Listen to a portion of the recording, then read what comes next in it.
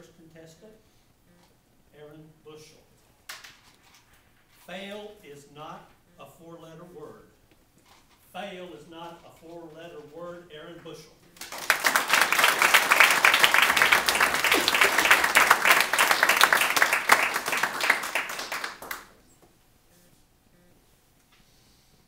You're not failing enough. It's true. In 1832, Abraham Lincoln opened a general store and, despite a booming economy, failed to turn it into a successful business.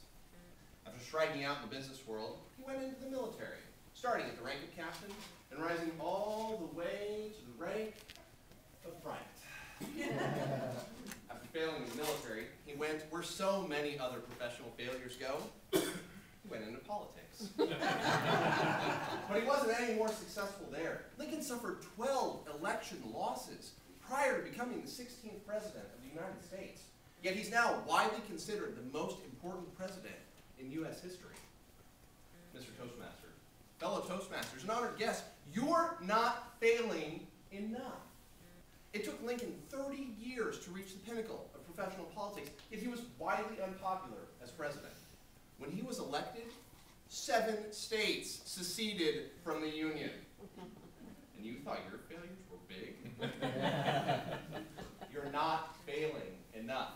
Walt Disney was fired from his job by a newspaper editor who said he had no good ideas.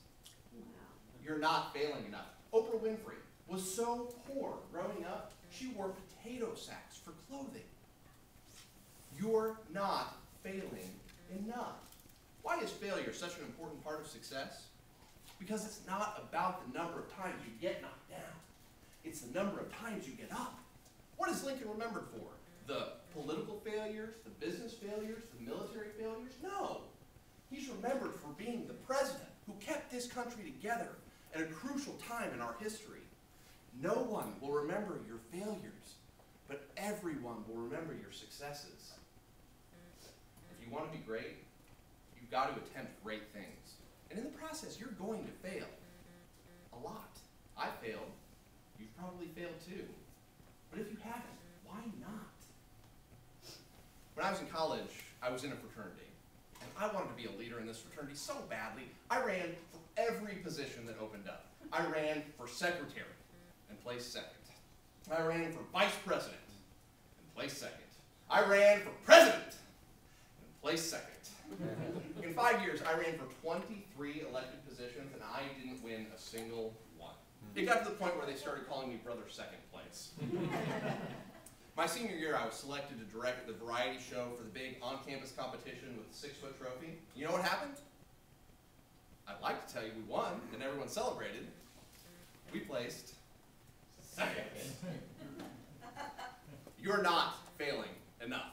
After college, I decided to start a lawn mowing and landscaping company, and then shuttered my doors when after one summer, my only client fired me. You're not failing enough. After that, I decided to try for law school.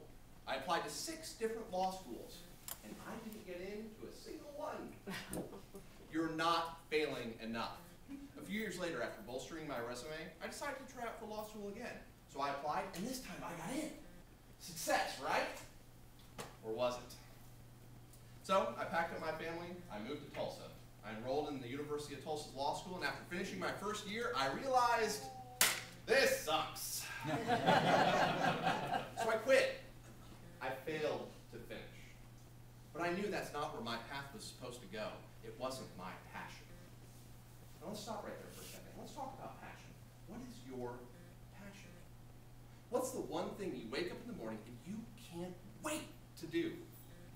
It took me a long time to find mine. This is it, right here. I love getting up in front of an audience and talking. Probably because I like to hear the sound of my own voice.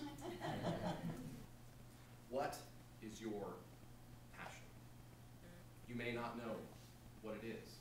For a long time, I thought my passion was working 60 hours a week and watching football on the weekends. But that's not passion. That's passing through life. Why am I telling you this? Because I stand here today to tell you that failure is not a bad thing. I failed at so many things in my life because I have tried so many different things. And I wouldn't change a thing about any of them, because they've all led me to this place at this time, doing what I love to do. I have failed at more things in 31 years than most people have failed at in a lifetime. But I've also been very successful. Remember all of the lost elections, the lost variety show? Despite all that, when I graduated from college, my fraternity awarded me the Outstanding Graduating Senior Award and selected me to be our chapter's national delegate. And now when I go back, no one remembers that I never won an election. They see my name on that plaque, on that wall, and that is what I'm remembered for. Remember when I applied to a half a dozen different law schools and no one would let me in? I went to business school instead, and I got an MBA that helped nearly double my salary and helped me get 2 full-ride scholarship offers to law school the second time around. Now remember when I went to law school and dropped out after a year? Other than learning that nobody likes lawyers, I learned that my passion wasn't talking to a court and a judge and a jury. It was talking to people. It was getting up in front of people, connecting with people, and drawing them in with the power of my words.